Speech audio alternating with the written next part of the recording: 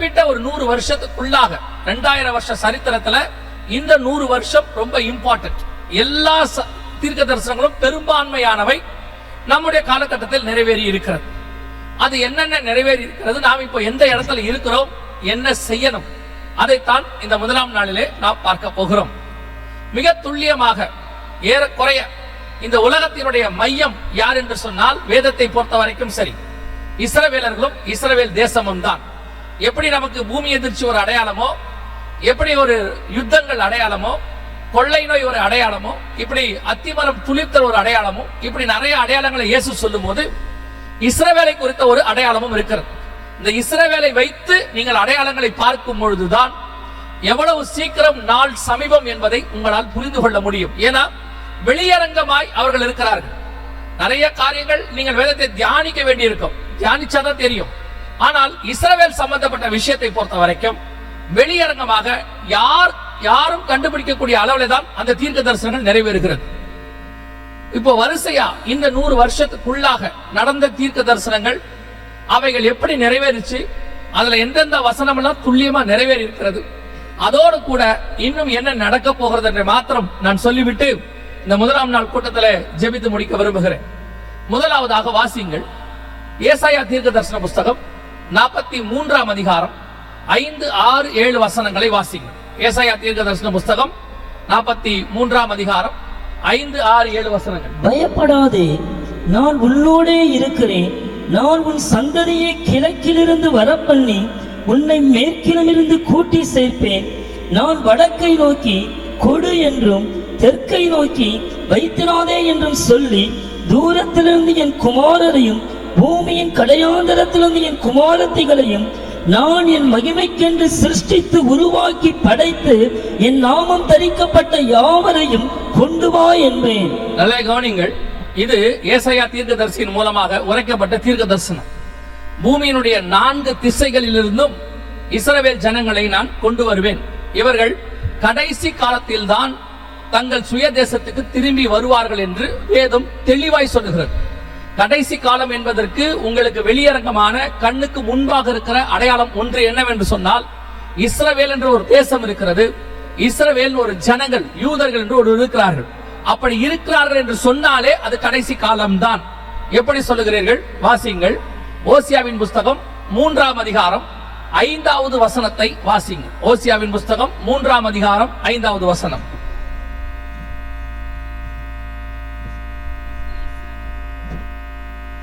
பின்பு இஸ்ரவேல் புத்திரர் திரும்பி தங்கள் தேவனாகிய கர்த்தரையும் தங்கள் ராஜாவாகிய தாவீதையும் தேடி கடைசி நாட்களில் கர்த்தரையும் அவருடைய தயவையும் நாடி அஞ்சிக்கையாய் வருவார்கள்.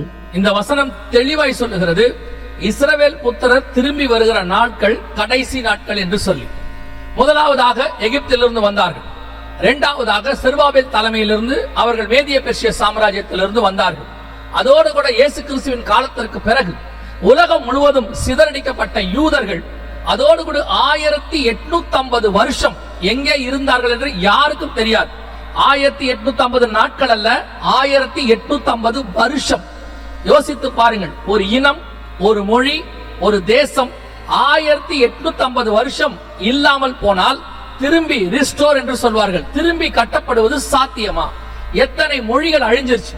தீரு பட்டணம், நினிவே பட்டணம், எத்தனையோ பட்டணங்கள் அழிஞ்சு போயிருச்சு. இன்னைக்கு அதை ரிஸ்டோர் பண்ணவே முடியாத இடத்துக்கெல்லாம் போயிடுச்சு. ஆனா வேதம் சொல்லுகிறது, மீண்டும் இஸ்ரவேல் ஜனங்கள் திரும்பி வருவார்கள். நீங்கள் பார்க்கிறபடி இப்பொழுது இஸ்ரவேல் புத்திரர் தங்களுடைய சுய தேசத்துக்கு திரும்பி வருவதற்கு 1917 கர்த்தர் சொன்ன இந்த ஏசாயா 43ஆம் அதிகாரத்தில் சொல்லப்பட்ட தீர்க்க தரிசனம் துல்லியமாய் நிறைவேறி பால்ஃபர் டிக்ளரேஷன் என்று சொல்வார்கள். முதலாம் உலக யுத்தத்தின் முடிவிலே அந்த யூத ஜனங்கள் வருவதற்கு, தங்கள் சுய தேசத்துக்கு வருவதற்கான வழிவகை செய்யப்பட்டது. அதாவது ஏசாயா 43 5 முதல் 7 வசனங்கள். இதுதான் 2000 வருஷம் கழித்து நிறைவேறுகிற முதல் தீர்க்க தரிசனம். மிக துல்லியமாக நடுவிலே அந்த தேசமோ இனமோ எங்கே இருந்தது என்றே தெரியாது.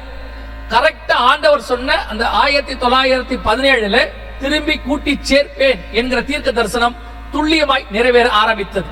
அன்னைக்கு ஆரம்பித்ததான அந்த திரும்பி கூட்டி சேர்ப்பேன் என்கிறதான தீர்க்க தரிசனத்தினுடைய நிறைவேறுதல் 2025 வரை 2025 வரை இந்த வருஷம் வரைக்கும் இந்தியாவிலிருந்து மனாசே கூட்டத்தம், அதாவது வெளிப்படுத்துற விசேஷம் 7ஆம் அதிகாரம் 1 முதல் 8 வசனத்துல கடைசி காலத்தில் 12 கோத்திரம் இஸ்ரவேலுக்கு திரும்பி இருக்கும் என்று ஆண்டவர் சொன்னார்.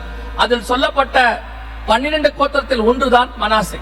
அந்த மனாசே கோத்திரம் இப்பொழுது இஸ்ரவேலுக்கு திரும்பி இருக்கிறது. வேற எங்கிருந்தும் அல்ல, இந்தியாவிலிருந்து திரும்பி இருக்கிறது. ஒவ்வொரு நாட்டிலிருந்தும் அவர்கள் சோதிக்கப்பட்டு அவருடைய கோத்திரங்கள், முற்பிதாக்கள், அவங்க DNA வரைக்கும் எல்லாம் செக் பண்ணப்பட்டு தான் அவர்கள் தங்கள் சுயதேசத்துக்கு கொண்டு போகப்படுகிறார்கள். அதன்படி கவனித்துக் கொள்ளுங்கள். அதன் அடிப்படையில் 1917 நீங்கள் அங்கே பார்க்கக்கூடிய அந்த பிளாக் அண்ட் ஒயிட் வந்து ஃபர்ஸ்ட் பேட்ச், இஸ்ரவேலுக்குள்ளே நுழைந்த ஃபர்ஸ்ட் பேட்ச். இப்ப நீங்க பார்க்கிறது இன்னைக்கு வரைக்கும் இருக்கிற லாஸ்ட் பேட்ச் மனாசே கோத்திரம். இந்த ஏறக்குறைய இந்த 110 ஆண்டு காலமாக ஆண்டவர் சொன்னபடி துல்லியமாக இஸ்ரவேல் ஜனங்கள் சுயதேசத்துக்கு திரும்புகிறார்கள். இது சாத்தியமா? யோசித்து பாருங்க. 1850 வருஷம் கழிச்சு நடக்குமா? கடைசி காலம் இல்ல, இயேசு இப்ப வரமாட்டாரு, இப்படி எம்டி ஜெகன் வந்து கடைசி காலம் சொல்லி ஏமாத்துறாரு, இப்படி எல்லாம் வாய்க்கு வந்தபடி சொல்லுகிறீர்கள். சொல்லட்டும், அது ஒண்ணும் பிரச்சனை கிடையாது. வாய் இருக்கிறவங்க என்ன வேணாலும் சொல்லலாம், தப்பு கிடையாது. ஆனா வசனத்துல சொன்ன இதை நாம் என்ன சொல்ல முடியும்? 2000 வருஷத்துக்கு முன்னாடி ஆண்டவர் சொன்னது மிக துல்லியமாக கடைசி நாட்களில் கூட்டி சேர்ப்பேன், நாலாபுரத்திலிருந்து கூட்டி சேர்ப்பேன் என்றார். ஐரோப்பாவில் ஆரம்பித்தது எல்லா பகுதியிலிருந்தும் கர்த்தர் சொன்னபடி துல்லியமாய் தீர்க்க தரிசனம் நிறைவேறிவிட்டது. இங்க உட்கார்ந்து இருக்கிறவர்களுக்கு நான் சொல்லுகிறேன், ஆன்லைன்ல கூட லைவ்ல பாக்குறீங்கன்னு நினைக்கிறேன், பாக்குறவங்களுக்கு சொல்றேன், நீங்களும் நானும் ஆயத்தப்பட வேண்டிய காலம் வந்துவிட்டது. இன்னும் காலம் செல்லும், காலம் செல்லும்னா நம்மை நாமே ஏமாற்றிக் கொள்கிறோம். எப்படி எசேக்கியேல் புஸ்தகம் 37ஆம் அதிகாரத்துல ஒரு உலர்ந்த எலும்புகள் உயிரடைந்து ஒரு சேனையாய் நிற்கும் என்று ஆண்டவர் சொன்னார். அது வேற எந்த தீர்க்க தரிசனம் அல்ல, நீங்கள் கண்களுக்கு முன்பாக பார்க்கிற இவர்களை குறித்து தான் தீர்க்க தரிசனம் சொன்னார். இவைகள் உயிரடையுமா என்று கேட்டார். அதனுடைய அர்த்தம் என்னவென்றால், அடையாளங்களை தொலைத்து புதைந்து போய் ஒன்றுமே இல்லாமல் உலர்ந்து போன ஒரு இனம் மீண்டும் எழும்பி சேனையாய் நிற்குமா என்ற அந்த தீர்க்க தரிசனம் நிறைவேறிவிட்டது. நம் கண்களுக்கு முன்பாக இன்னைக்கு ஒரு சேனை, இஸ்ரவேல் என்கிற சேனை நிலை நிற்கிறது. ஆண்டவர் சொன்ன தீர்க்க தரிசனம் துல்லியமாய் நிறைவேறிவிட்டது. 1917 பால்ஃபர் டிக்ளரேஷன் வழியாக இந்த தீர்க்க தரிசனம் நிறைவேறுவதற்கு மிக துல்லியமான காரியங்கள் நடந்தது. அதே வேளையில எல்லாவற்றையும் அறிந்திருக்கிற தேவன் தங்கள் சுய தேசத்துக்கு இஸ்ரவேல் ஜனங்கள் திரும்பி வர பண்ணின போது அவர்கள் திரும்பி வராமல் அந்த தேசத்துல தாமே அங்கேயே தங்கி இருப்பார்கள் என்பதையும் அவர் அறிந்திருக்கிறார். ஏனால் அவருக்கு சகலம் அறிந்த சர்வ வல்லமை உள்ள தேவன். எகிப்திலிருந்து புறப்படும் போதும் அதே காரியத்தை தான் அவர்கள் செய்தார்கள். நாங்கள் எகிப்துக்கு போனால் நலமாய் இருக்குமே என்று சொன்னார்கள். அதே மாதிரி தான் அவர்கள் விடுதலையாகி மீண்டுமாக தங்கள் சுயதேசத்துக்கு போவதற்கு எல்லா வழிவகை செய்யப்பட்ட போதும் அவர்கள் தங்கள் தேசத்தை விட்டு தாங்கள் எந்தெந்த தேசத்துல 1800 வருஷமா இருந்தாங்களோ அந்த தேசத்தை விட்டு வருவதற்கு அவர்களுக்கு மனமில்லை. அப்பொழுது இன்னொரு தீர்க்க தரிசனத்தையும் கர்த்தர் உரைத்து வைத்தார். இதெல்லாம் வசனத்தில் உள்ளது, நீங்கள் சரளமாய் படித்துவிட்டு போயிருப்பீர்கள். ஆனால் இந்த தீர்க்க தரிசனம் எல்லாம் இதை குறித்து தான் சொல்லப்பட்டது, இப்படி துல்லியமாய் நிறைவேறி இருக்கிறது என்பதை நீங்கள் ஒருவேளை அறிந்திருக்கலாம், அறியாமல் இருக்கலாம். இப்போ நாம் அதை தான் பார்க்க போறோம். எரேமியா தீர்க்க தரிசன புஸ்தகத்தை நீங்கள் வாசிக்கும் பொழுது மிக துல்லியமாக வசனம் சொல்லுகிறது. எசேக்கியேல் புஸ்தகம், மன்னிக்கணும், எசேக்கியேல் புஸ்தகம் 23ஆம் அதிகாரம் 25வது வசனம் சொல்லுகிறது, அவர்களை திரும்பி வர கர்த்தர் சொன்ன பிறகு அவர்கள் வராமல் இருப்பார்கள், அதனாலே கர்த்தர் எரிச்சல் அடைவாராம். எரிச்சல் அடைந்து அவர் என்ன செய்வாராம்? வசனம் சொல்லுது, அவர்கள் உன் குமாரரையும் உன் குமாரத்திகளையும் பிடித்துக் கொள்வார்கள், உன்னில் மீதியாய் இருப்பவர்கள் அக்கினிக்கு இரையாவார்கள். இது நடந்தது எப்போது தெரியுமா? 1917 ஆண்டவர் திரும்புவதற்கு பால்ஃபர் டிக்ளரேஷனை கொடுத்து வர சொன்ன போது இஸ்ரவேல் ஜனங்கள் வராத போது இந்த தீர்க்க தரிசனத்தை நிறைவேற்றுவதற்கு காரணமாக அமைந்தவர் தான் அடால்ஃப் ஹிட்லர். ஜெர்மனி தேசத்துல ஒரு சர்வாதிகாரி எழும்பினார். அந்த காலகட்டத்தில் யூதர்களுக்கு உலகம் முழுவதும் எதிர்ப்பு எழும்ப ஆரம்பித்தது. இத்தாலியிலே முசோலினி எழும்பினார், ரஷ்யாவிலே ஸ்டாலின் என்ற ஒருவர் எழும்பினார், இங்கே அடால்ஃப் ஹிட்லர் எழும்பினார். இப்படி ஐரோப்பா முழுக்க யூதர்களுக்கு மிக பெரியதான ஒரு எதிர்ப்பு எழும்புச்சு. அந்த தீர்க்க தரிசனம் எசேக்கியேல் 23:25 கர்த்தர் சொன்னபடி அவர்கள் அக்கினிக்கு இரையாவார்கள் என்று சொல்லப்பட்டபடி மிக துல்லியமாக வசனத்தின்படி இது யூதர்கள் மரித்து கும்பல் கும்பலாக, அதாவது 100 கணக்கில் 1000 கணக்கில் எரிக்கப்பட்ட காட்சி. இதை எரித்தவர்களுக்கே பைத்தியம் பிடிச்சிருச்சான். பார்த்தவர்கள் எல்லாரும் புத்தி பேதலிச்சு விட்டாங்களாம். அந்த மாதிரி 60 லட்சம் யூதர்கள் கொலை செய்யப்பட்டார்கள். அவர்களை புதைக்கிறதுக்கு இடம் இல்லாதபடியினாலே ஹிட்லர் பண்ண வேலை என்னவென்று சொன்னால், அத்தனை பேரையும் மொத்தமாக மலை போல் குவித்து எரிக்க சொன்னார். அக்கினிக்கு இரையாவர்கள் மீந்திருக்கிறவர்கள் ஒரு கூட்டத்தார் பால்ஃபோர் டிக்ளரேஷன் மூலமாக இஸ்ரவேலுக்கு திரும்பினார்கள். இவர்களெல்லாம் மீதி இருந்தவர்கள் வரமாட்டோம். காரணம், அந்தந்த தேசத்திலே அவர்கள் சுகமாய் வாழ்ந்தவர்கள், அதனால திரும்பி வரமாட்டோம் என்று சொன்னவர்கள். சொன்னபடி துல்லியமாக இவர்கள் அக்கினிக்கு இரையானார்கள். சொல்லப்பட்ட தீர்க்க தரிசனம் நிறைவேறியது. இது மட்டுமல்ல, அதே புஸ்தகம் எசேக்கியேல் 23:26 ஆண்டவர் சொல்லுகிறார், அவர்கள் வஸ்திரங்களை அவன் எடுத்துக்கொள்வாராம். அவர் உன் வஸ்திரங்களை உரிந்து உன் சிங்காரமான ஆபரணங்களை பறித்துக் கொள்வார். எத்தனை துல்லியமான தீர்க்க தரிசனம் தெரியுமா? இது நிறைவேறினது அதே காலகட்டத்தில். இது யூதர்களிடமிருந்து எடுக்கப்பட்டதான வஸ்திரங்கள் மலை போல் குவிஞ்சிருந்துச்சாம். ஹிட்லர் என்ன சட்டம் போட்டாராம், எப்படியும் யூதர்களை கான்சென்ட்ரேஷன் கேம்ப் என்று சொல்வார்கள், விஷவாயு தாக்கி அவர்களை சாவடிப்பது. சாவடிக்கும் போது எரிக்க போகிறோம், ஏன் வஸ்திரத்தோடு எரிக்கணும்? அதை எடுத்தா நாம யூஸ் பண்ணி கொள்ளலாமே, அந்த வஸ்திரங்களை நாம் நம்முடைய மக்களுக்கு பயன்படுத்திக் கொள்ளலாமே, ரீசைக்கிள் பண்ண முடியும் என்று சொல்லி அத்தனை பேரையும் நிர்வாணமாய் தான் சாவடித்தார். அல்ல, எல்லாருடையதான வஸ்திரங்களையும் உரிந்து கொண்டார். இரண்டாவது சொல்லுகிறது, உன் ஆபரணங்களை அவர் எடுத்துக்கொள்வார். அடுத்து வசனம் சொல்லுது, இது முழுக்க முழுக்க அந்த எசேக்கியேல் 23:26 நிறைவேறுதல். கீழே அந்த டிஸ்கிரிப்ஷன் கொடுத்திருக்கு பாருங்க, எப்போ எந்த வருஷம் எவ்வளவு நகைகளை அவர் எடுத்தார். ஆரம்பிக்கும் போது ஹிட்லர் சொன்ன வார்த்தை, எந்த யூதர்களும் பேங்க்ல நகை வச்சிருக்க கூடாது, எல்லா நகையும் அரசாங்கத்துக்கு சொந்தம் என்றார். அதற்கு பிறகு அவர்கள் தங்கள் உடம்புகளிலே நகை போடுவதற்கு அனுமதி மறுக்கப்பட்டது. ஒரு குறிப்பு சொல்லுகிறது, வாயில தங்க பல் வச்சிருந்தவங்களை கூட தட்டி எடுத்தாங்களாம். அந்த அளவுக்கு தங்கம் அவர்களது சுரண்டி எடுக்கப்பட்டது. இது அவர்களது எடுக்கப்பட்டதான தங்க ஆபரணங்கள். கீழே கொடுக்கப்பட்டிருக்கு, 1945 எங்க எடுத்தாங்க என்கிறதுக்கான, எந்த கேம்ப்ல யாருகிட்ட எடுத்தாங்க என்பதற்கான ஒரு ப்ரூஃப் அங்கே இருக்கிறது. கவனித்துக் கொள்ளுங்கள். எசேக்கியேல் புஸ்தகம் 23 25-26 வசனம் துல்லியமாய் நிறைவேறிட்டு. இதன் மூலமாக ஆண்டவர் சொல்லுகிற ஒரு வார்த்தை என்னவென்று சொன்னார், கர்த்தர் உங்களுக்கு ஒரு வாக்கு தத்தத்தை பண்ணும்போது அல்லது உங்களிடத்திலே கர்த்தர் ஒரு காரியத்தை சொல்லும் போது அந்த வார்த்தைக்கு கீழ்ப்படியுங்கள். சொல்லுகிறது கர்த்தர், அவர் சொன்னால் அது ஆகும். அவர் அழைக்கிறார் என்றால் அந்த அழைப்புக்கு செவிசாய்க்க வேண்டும். பல நேரங்களிலே நாம் கர்த்தருக்கு ஆலோசனை சொல்லுகிறோம், இப்படி செய்யலாம் அப்படி செய்யலாம் என்று சொல்லி. கர்த்தர் பல நேரங்களில் நமக்கு நன்மைக்கு ஏதுவாய் தான் காரியங்களை செய்வார். இந்த மாத்திரமல்ல, ஆமோஸ் புஸ்தகத்துல ஆண்டவர் இன்னொரு காரியத்தை சொல்லுகிறார். 2 வசனத்துல வசனம் சொல்லுகிறது, நீங்கள் இருக்கிற ஸ்தலத்துல எப்படி வண்டியில கோதுமை கட்டுகளை ஏத்துவார்களோ அதுபோல நீங்கள் இருக்கிற ஸ்தலத்துல உங்களை இருத்துவேன். அதாவது ஒரு வண்டி மேல எப்படி கோதுமை மூட்டையை அடுத்து வச்சு இறுக்கி கட்டுவாங்களோ அந்த மாதிரி நீங்க இருக்கிற இடத்துல உங்களை நான் செய்வேன் என்று கர்த்தர் சொன்னார். இந்த தீர்க்க தரிசனம் ஹிட்லர் காலத்துல துல்லியமாய் நிறைவேறியது. ஒரு 50 பேர் 60 பேர் போக வேண்டிய வண்டியில ஹிட்லர் ஜனங்களை எல்லாம், பிள்ளைகளை பிரித்து விடுவார், பெற்றோரை பிரிச்சிருவாரு, கணவன் மனைவியை பிரிச்சு தனித்தனியா வெவ்வேறு ஊருக்கு கேம்புக்கு அனுப்பிடுவார். அப்படி அனுப்பும் போது ஒவ்வொருத்தரையும் அந்த ட்ரெயின்ல ஏத்தும் போது ஒரு 70 பேர் இருக்க வேண்டியதான அந்த ட்ரெயின் வாகனத்துல, அந்த கம்பார்ட்மெண்ட்ல 300 பேரை ஏற்றுவார். அவர்கள் மூச்சு திணறி சாகும் பொழுது இறக்கும் போது செத்தவங்களுடைய உடம்புல தூக்கி போட்டு போயிட்டே இருப்பாங்க. இதெல்லாம் சரித்திரத்தில் நடந்தது, ஆன்லைன்ல பார்க்கலாம். இதெல்லாம் ஒரிஜினல் வீடியோ, அன்னைக்கு எடுத்த ஃபுட்டேஜ், இதெல்லாம் அன்னைக்கு உள்ளது.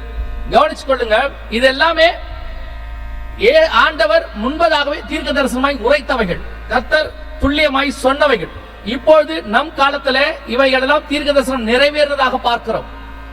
இதோடு கூட அதே ஆமோஸ் புஸ்தகம் 2 வசனத்துல கர்த்தர் சொல்லுகிறார், பலவான்களுக்குள்ளே இருக்கிறவர்களை நிர்வாணமாய் ஓடி போவார்கள் என்று வேதம் சொல்லுகிறது. இதெல்லாம் இந்த குறிப்பிட்ட 1930 43 நடந்த தீர்க்க தரிசனங்கள். கவனித்து பாருங்கள். அப்படியே இந்த தீர்க்க தரிசனம் நிறைவேறியது. அன்னைக்கு இருந்த அத்தனை பேருடைய வஸ்திரத்தை உறிஞ்சு கொண்டு அந்த யூதர்களையே பலவான்கள், ராணுவ வீரர்கள் போல இருந்தவர்கள் அத்தனை பேருடைய நிலைமை இதுதான். வேதம் சொன்ன தீர்க்க தரிசனம் நம்முடைய காலத்துல 100% நிறைவேறினது. நான் இந்த பாயிண்ட்ல நான் உங்களுக்கு என்ன சொல்ல விரும்புறேன்னா, பல நேரங்களில கர்த்தர் நமக்கு சொல்லும் பொழுது அந்த காரியத்தை செய்வதற்கு நமக்கு அது ஏதுவாய் இருக்காது. சில காரியங்களை விட்டுட்டு ஊழியத்துக்கு வாங்கன்னு சொல்லுவாரு. சில நேரத்துல சில காரியங்களை கர்த்தர் செய்ய சொல்லுவார். செய்யும் போது அந்த நேரத்துல இதுக்கு இப்படி போனா என்ன ஆகும், ஃபியூச்சர் என்ன ஆகும் அப்படின்னு நம்ம யோசிக்கிறோம். ஆண்டவர் எதுக்காக அதை சொல்றாருன்னு நான் ஒரு சாட்சியில சொன்னா உங்களுக்கு புரியும் நினைக்கிறேன். ஒரு 21 வருஷத்துக்கு முன்னாடி ஆண்டவர் என்ன ஊழியத்துக்கு அழைக்கும் பொழுது வெளிநாட்டுல ஒரு பட்டணத்துல வேலை பார்த்து கொண்டிருந்த போது ஆண்டவர் வர சொன்னார். அன்னைக்கு அந்த நிலையிலே கொஞ்சம் நல்ல செட்டில் ஆகிற நிலைமை தான் அது. ஆண்டவர் சொன்ன போது நல்ல செட்டில் ஆகி இருக்கக்கூடிய சூழ்நிலை, குடும்பத்தை என் குடும்பத்துக்கு தேவையானது போதும் அப்படிதான் இருந்தது. ஆனா ஆண்டவர் சொன்னார், நீ ஊழியத்துக்கு வா என்று சொல்லி. அதற்கு பிறகு இந்த ஊழியத்துக்கு ஒப்பு கொடுத்து வந்தாகி விட்டது. ஆனால் நடந்தது என்ன தெரியுமா? அடுத்த சில வருஷங்களில அந்த தேசம் பொருளாதாரத்தில் மிகப்பெரிய வீழ்ச்சியை சந்தித்தது. அது மட்டுமல்ல, அங்கே என்னோடு கூட உடன் இருந்தவர்கள் எல்லாரும் அங்கிருந்து போன் பண்ணி கேட்பாங்க, இங்க ஏதாவது வேலை கிடைக்குமா, இல்ல வேற நாட்டுக்கு போலாமா, இங்க சிச்சுவேஷன் கடினமா இருக்கு. நேற்று அந்த பட்டணத்தில் அந்த தேசத்தில் உள்ள ஒரு நண்பரோடு கூட பேசி கொண்டிருந்தேன். அப்ப அவர் சொன்னாரு, அங்க இருக்கிறவங்க எல்லாம் வீடை வித்துட்டு இந்தியாவுக்கு வராங்களாம். சொன்ன வார்த்தை, அங்க இருக்கிறவங்க எல்லாம் வீடெல்லாம் வித்துட்டு இந்தியாவுக்கு வந்துகிட்டு இருக்கிறாங்க, அங்க சர்வை பண்ண முடியாது, ரொம்ப கஷ்டம் என்று சொன்னார்கள். இப்போ நான் சொல்லுகிறேன், 21 வருஷத்துக்கு முன்னாடி கர்த்தர் என்னை சொன்னும் போது நான் இப்பொழுது தைரியமாய் ஒரு சாட்சி சொல்லுகிறேன். என்ன சொல்றேன் தெரியுமா? கர்த்தர் வர சொன்னார், நான் வந்தேன். ஒருவேளை நான் வரலன்னா எனக்கும் இதே நிலைமைதான். அதே மாதிரி பஞ்சம், பொருளாதார வீழ்ச்சி, வேற வழி இல்லாம அங்கிருந்து வர மாதிரி ஆயிருக்கும். அப்படி ஒரு நிலைமை நமக்கு வராமல் இருக்க ஆண்டவர் முன்பதாகவே நமக்கு ஒரு வாய்ப்பு கொடுப்பார். அந்த 21 வருஷத்துக்குள்ள ஊழியத்தின் பாதையில கர்த்தர் நடத்தி இன்னைக்கு இந்த இடத்துல கொண்டு வந்து நிறுத்தி இருக்கிறார். இப்போ சொல்லுங்க, அன்னைக்கு விட்டுட்டு வரும்பொழுது பார்ப்பதற்கு அது நல்ல நிலைமையா இருந்துச்சு, ஆனால் வரப்போகிற பஞ்சத்திற்கு கர்த்தர் தப்புவிக்கும்படி என்னை கொண்டு வந்தார் என்று நான் சாட்சி சொல்லுவேன். அல்லேலூயா. அதுதான் உண்மை. எப்பொழுதுமே கர்த்தர் ஒரு விஷயத்தை நமக்கு சொல்லுகிறார் என்றால் நன்மைக்காக மட்டும்தான் சொல்லுவார். கர்த்தர் கரத்தில் தீமை என்பது கிடையவே கிடையாது. பல நேரங்களில் நாம் நம்முடைய அறிவை யூஸ் பண்ணி, நம்ம படிப்பை யூஸ் பண்ணி, இப்படி செஞ்சா நல்லா இருக்கும், அப்படி செஞ்சா நல்லா இருக்கும் அப்படின்னு யோசிக்கிறோம். நான் உங்களுக்கு சொல்லுகிறேன், தேவனுடைய பட்சத்திலிருந்து அவர் இந்த 21 ஆண்டு காலம் ஊழியத்தில் இருந்ததாக சொல்லுகிறேன். கர்த்தர் கரத்தில் தீமை என்பது கிடையவே கிடையாது. கர்த்தர் ஒரு காரியத்தை சொன்னால் அதற்கு பின்னால் நமக்குத்தான் நன்மை இருக்கும். அவரிடத்துல நமக்கு தீமை செய்ய அவரால் முடியாது. ஏன்னா அவருடைய டிசைன்லயே அப்படி கிடையாது. அதனால தயவு செய்து ஆண்டவர் உங்களுக்கு ஏதாவது ஒரு காரியத்தை சொன்னால் தைரியமா செய்யுங்க. ஆண்டவர் உங்களை படகை விட்டு இறங்கி நட என்று சொன்னால் தைரியமா நடங்க. ஒருவேளை உங்களால் நடக்க முடியாம மூழ்கினாலும் அவர் அங்கிருந்து உங்களை தூக்க வல்லமை உள்ளவராக இருக்கிறார். இல்லையா, தைரியமா அவரோடு கூட நடக்கவே முடியும். அதுவும் முடியலையா, உங்களோடு கூட மீண்டும் அதே படகுல அவர் பிரயாணம் பண்ணவும் வல்லமை உள்ளவராக இருக்கிறார். இதுல ஒன்னே ஒண்ணு மட்டும் நல்லா தெரியுது, அவர் சொல்லிட்டாருன்னா முடிவு பரியந்தம் அவர் நடத்த வல்லமை உள்ளவர். அவர் கை விடவே மாட்டார். இதான் கர்த்தர் நமக்கு கொடுக்கிற வாக்கு தத்தம். பல நேரங்களிலே நாம் இதை தவற விட்டு விடுகிறோம். அன்னைக்கு சூழ்நிலையை பார்த்துட்டு, அப்ப இருக்கிற சிச்சுவேஷனை பார்த்துட்டு, ஆண்டவருக்கு ஃபியூச்சர் தெரியும். அதனால தைரியமா கர்த்தர் சொல்றதை செய்யுங்க. ஆண்டவர் என்ன சொன்னாலும் செய்யுங்க. அந்த கன்ஃபர்மேஷன் மட்டும் வாங்கிக்கோங்க. ஆண்டவர் சொல்லி இருக்கிறாரு, நான் செய்வேங்கிற கன்ஃபர்மேஷன் வாங்கிக்கோங்க. அந்த கன்ஃபர்மேஷன், அந்த ஒரு வசனம் அல்லது ஏதோ ஒரு விதத்துல கர்த்தர் உறுதிப்படுத்துவார். அதுதான் உங்களை முடிவு பரியந்தம் நடத்தும். இந்த ஊழியத்துக்கு வருகிற ஆரம்பத்துல கர்த்தர் எனக்கு சில வசனங்களை கொடுத்து இந்த ஊழியத்துக்கு அழைக்கிறேன் என்று சொன்னார். இப்பவும் சொல்லுவேன், இந்த 21 ஆண்டுகள் முடியுது. இத்தனை வருஷத்துல எத்தனையோ பிரச்சனைகள் உண்டு, எத்தனையோ போராட்டங்கள் உண்டு, எத்தனையோ ஏற்றத்தாழ்வுகள் உண்டு. எல்லாவற்றிலும் என்னை இதே ஊழியத்தில் நிலைநிற்க பண்ணது என்னவென்று சொன்னால் கர்த்தர் அன்னைக்கு கொடுத்த அந்த வசனம் மட்டும்தான். அதை உறுதியா பிடிச்சுக்கிட்டதான். அது ஆண்டவர் நீங்க கூப்பிட்டீங்க, நீங்க அழைச்சிருக்கிறீங்க. அந்த வசனத்தை நினைவு கூறும் பொழுது நமக்குள்ள ஒரு தேவ பலன் வரும். அதே தேவன் உங்களையும் நடத்த வல்லமை உள்ளவராக இருக்கிறார். அல்லேலூயா. ஆண்டவர் சொன்ன மிக முக்கியமான தீர்க்க தரிசனங்கள் எல்லாம் 1943 வரைக்கும் ஹிட்லர் கொண்டு நிறைவேற்றினார். அடுத்த தீர்க்க தரிசனம் மிக துல்லியமாய் நிறைவேறியது.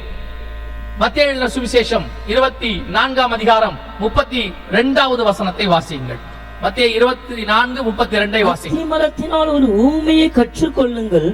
அதிலே இளங்கலைகள் தோன்றி துளிர்விடும் போது வசந்த காலம் சமீபமாயிற்று என்று அறிவீர்கள். தொடர்ந்து வாசிங்க. அப்படியே இவைகளெல்லாம் நீங்கள் காணும் போது அவர் சமீபமாய் வாசல் அருகே வந்திருக்கிறார் என்று அறியுங்கள். வசனம் சொல்லுகிறது ஒரு ஓமை. ஓமை என்று சொன்னால் மத்தேயு எழுதின சுவிசேஷம் 13ஆம் அதிகாரம் 10-11 வசனம் சொல்லுகிறது, ஓமை என்றால் பரலோக ராஜ்யத்தின் ரகசியம் என்று சொல்லி, ஏன் நீர் அவர்களோடு கூட ஓமைகளாய் பேசுகிறீர் என்று சீஷர்கள் கேட்கிறார்கள். அதற்கு இயேசு சொல்லுகிறார், பரலோக ராஜ்யத்தின் ரகசியங்களை அறியும்படி உங்களுக்கு அருளப்பட்டது, அவர்களுக்கோ அருளப்படவில்லை என்று சொல்லுகிறார். அதன் அடிப்படையில ஓமை என்றால் பரலோக ராஜ்யத்தின் ரகசியம். அத்திமரத்தினால் ஒரு ஓமையை கற்றுக்கொள்ளுங்கள். அத்திமரம் என்றால் எரேமியா தீர்க்கதரிசன புஸ்தகம் 24ஆம் அதிகாரம் 5வது வசனத்தின்படி அத்திமரம் என்பது இஸ்ரவேல் தேசத்தை குறிக்கும். இஸ்ரவேல் தேசத்தினால் ஒரு ஓமை, ஒரு பரலோகத்து ராஜ்யத்தின் ரகசியத்தை கற்றுக்கொள்ளுங்கள். அதில் இளங்கிளை தோன்றி துளிர் விடும்போது, இளம் கிளை என்றால் முதல் ராஜா என்று அர்த்தம், ஃபர்ஸ்ட் பார்ன். ஏனென்று சொன்னால் ஏசாயா தீர்க்கதரிசன புஸ்தகம் 11ஆம் அதிகாரம் 1-2 வசனம் சொல்லுகிறது, ஈசா என்னும் அடி வேரத்திலிருந்து, அந்த வேரிலிருந்து ஒரு கிளை தோன்றி என்று சொல்லுகிறது. கிளை என்றால் அதற்கு வரக்கூடிய முதலாவது ராஜா. இஸ்ரவேல் தேசத்தினால் ஒரு பரலோக ராஜ்யத்தின் ரகசியத்தை கற்றுக்கொள்ளுங்கள். அதில் முதல் ராஜா, நம்ம காலத்துல சொல்லணும்னா பிரைம் மினிஸ்டர், பிரசிடென்ட் அல்லது சான்சலர் என்று சொல்வார்கள். அப்படி உலகத்துல ஒவ்வொரு பேர் இருக்கு அந்த தலைமை பொறுப்பு வகிக்கிறவங்களுக்கு. அந்த முதல் கிளை அல்லது முதல் ராஜா தோன்றும் போது இயேசு வாசல் அருகே வந்திருக்கிறார் என்று அர்த்தம். இந்த தீர்க்க தரிசனம் 1948 மே மாசம் 14ஆம் தேதி இஸ்ரவேல் என்கிற தேசம் துளிர்த்தது. இஸ்ரவேலர்கள் வருவதற்கு 1917 வாய்ப்பு கொடுக்கப்பட்டது. மத்திய 24, 32, 33 கர்த்தர் சொன்னபடி துல்லியமாக 1948 மே 14 தீர்க்க தரிசனம் நிறைவேறியது. அத்திமரம் துளிர்த்தது, அதில் இளம் கிளை, அதுல முதலாவது ராஜா தோன்றினார். எசேக்கியேல் புஸ்தகம் 37ஆம் அதிகாரம் 24, 25 ஆண்டவர் சொல்லுகிறார், அவர்களுக்கு தாவீது என்கிற ஒரு ராஜா இருப்பார் என்று சொல்லி. இதுவும் ஒரு துல்லியமான தீர்க்க தரிசனம். அந்த இளம் கிளை என்றால் ஃபர்ஸ்ட் பார்ன் அல்லது முதலாவது ராஜா என்ற அர்த்தம். இந்த தீர்க்க தரிசனம் எசேக்கியேல் 37, 24, 25 யாரை குறித்து என்று சொன்னால் வரப்போகிற இயேசு கிறிஸ்துவுக்கான தீர்க்க தரிசனம். ஆனால் ஆச்சரியம் என்னவென்று சொன்னால், இஸ்ரவேல் தேசம் உருவாகி 1948 அவர்கள் மே மாசம் 14ஆம் தேதி வரும்போது அதனுடைய முதலாவது ராஜா யார் என்று சொன்னால் டேவிட் பென் கூரியன் என்று சொல்லக்கூடியதான ஃபர்ஸ்ட் கிங். இவர்தான் இஸ்ரவேல் தேசத்தினுடைய முதலாவது ராஜா, டேவிட் பென் கூரியன். இதுல என்ன ஆச்சரியம் கேட்டீங்கன்னா, இந்த இஸ்ரவேல் தேசம் உருவாகிறதுக்கு ஏறக்குறைய 50-60 வருஷமாக எத்தனையோ பேர் போராடினார்கள். ஹர்சல் என்பவர் போராடினார்கள், சர் வைஸ்மேன் என்பவர் போராடினார்கள், சியோன் இயக்கம் போராடியது, எத்தனையோ பேர். ஆனால் ராஜாவான அந்த முதல் ஆள் யார் என்று கேட்டீங்கனால் டேவிட் பென் கூரியன் என்று சொல்லக்கூடியதான இந்த மனுஷன் தான் முதல் பிரதமராக கர்த்தரால் தேர்ந்தெடுக்கப்பட்டார். எசேக்கியேல் 37, 24, 25 அந்த பெயர் தாவீது என்கிற பெயர் துல்லியமாக நிறைவேறியது. அடுத்த தீர்க்க தரிசனம் எவ்வளவு துல்லியம் பாருங்க. இந்த தேசம் உலகத்துல ஒரு சின்ன டாட். உலகத்தை முதுவரைக்கும் நீங்க பாத்தீங்கன்னா இந்த மக்கள் ஒரு சொற்ப மைனாரிட்டி, இருக்கிறதுலயே மைனாரிட்டி. அது ஒரு சின்ன தேசம். இவங்களுக்கு கொடுக்கும் போதெல்லாம் ஒரு 3இல் 1 பங்கு, இப்ப இருக்கிறதுல 3இல் 1 பங்கு தான் கொடுத்துச்சு பிரிட்டிஷ் அரசாங்கம். ஆனால் அந்த தேசத்தினுடைய தீர்க்க தரிசனம் எவ்வளவு விஸ்தாரமா இருக்கிறது பாருங்க. அவங்களை பற்றினதான வார்த்தைகள் இன்னைக்கு உலகத்தையே அவர்கள் நடு மையமாக மாறி இருக்கிறார்கள். இது தேவ ஜனங்கள், இஸ்ரவேல் என்றால் தேவனுடைய ஜனம் என்று எபிரேய மொழியில் அர்த்தம். அந்த தேவ ஜனங்களை கொண்டு தான் இன்னைக்கு கடைசி கால எல்லா தீர்க்க தரிசனமும் நிறைவேறுகிறது. ஆண்டவர் சொன்னபடி மிக துல்லியமாய் 2000 வருஷம் கழிச்சு, இன்னும் சொல்ல போனா 3000 வருஷம் கழிச்சு, எக்கோனியா ராஜா காலத்தில் மத்திய 1ஆம் அதிகாரத்தில் நீங்கள் வாசிப்பீர்கள், எக்கோனியா ராஜா காலத்தில் சிறைப்பட்டு போனார்கள் என்று சொல்லி. அதற்கு பிறகு இவர் தான் முதலாவது ராஜாவாக இருக்கிறார். இவரைத்தான் கொண்டு வந்து பிரதமராக, பிரைம் மினிஸ்டராக இஸ்ரவேல் தேசத்துக்கு ஆண்டவர் ஆர்டர் பண்ணார். வேதம் சொன்னபடி எசேக்கியேல் 37, 24, 25 நிறைவேறியது. மத்திய 24, 32, 33 கர்த்தர் சொன்ன தீர்க்க தரிசனங்கள் துல்லியமா நிறைவேறிடுச்சு. இஸ்ரவேல் என்கிற தேசம் வந்துருச்சு, யூதர்கள் என்கிற இனமும் வந்துவிட்டது. இது ஏறக்குறைய 3000 வருஷத்தினுடைய தீர்க்க தரிசனம். இது நடக்க சாத்தியமா அப்படின்னு பாத்தீங்கன்னா 1% கூட சாத்தியம் கிடையாது. பூமி, நம்ம பைபிள்ல எத்தனையோ இனம் இருக்கு, ஏவியர், ஏத்தியர், அப்புறம் வந்துட்டு கிர்காசியர், சீதோனியர், எத்தனையோ பேர் இருக்கிறாங்க. இன்னைக்கு அவங்க யாருமே இல்ல. நமக்கு நல்லா தெரிஞ்ச அமலேக்கியர், அவங்களும் இன்னைக்கு இல்ல. இவங்க எல்லாம் இன்னைக்கு அழிஞ்சு போன இனமா மாறிடுச்சு. அந்த மொழிகள் இல்ல, எல்லாம் தொலைஞ்சிருச்சு. ஆனா இவங்க இன்னும் இருக்கிறாங்க. இவங்க மொழி, எபிரேய மொழி இன்னும் இருக்கு. அந்த பட்டணம் இருக்கு, அந்த தேசம் உருவாக்கி வந்துருச்சு. கர்த்தர் சொன்னபடியே துல்லியமாய் தீர்க்க தரிசனம் நிறைவேறிடுச்சு. நல்லா கவனிங்க. அவங்க எப்ப திரும்பி வருவாங்க? கடைசி காலத்துல வருவாங்க. அவங்க வந்து இது 76வது வருஷம், அவர்கள் வந்து இது 75வது வருஷம். வேதம் சொன்ன, மன்னிக்கிறேன், 77வது வருஷம். வேதம் சொன்ன தீர்க்க தரிசனம் நிறைவேற தொடங்கி 77 வருஷம் ஆயிருக்கிறது. மறந்துடக்கூடாது. ஏதோ இன்னைக்கு நேத்து நடக்கிற மாதிரி நினைக்காதீங்க. அவங்க வந்து தீர்க்க தரிசனம் நிறைவேறி 77 வருஷம் ஆயிருக்கு.